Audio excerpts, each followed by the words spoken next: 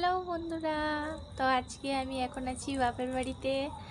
আর সন্ধ্যাবেলা, এখন সন্ধ্যা নয়, 8:30 বেজে গেছে। তো আমরা বাড়ির উঠোনেই পিকনিক করছি, আমাদের বাড়ির সবাই মিলে। তো দেখো কি কি রান্না করেছে আমার মেয়ে।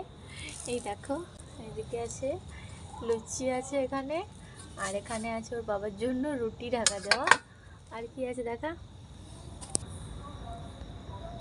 এখানে আছে মাংস। তো দেখো জাস্ট কালারটা দারুণ হয়েছে।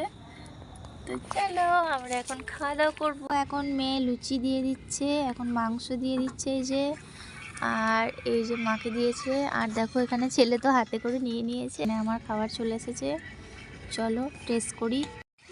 তো দেখো দারুণ টেস্ট হয়েছে।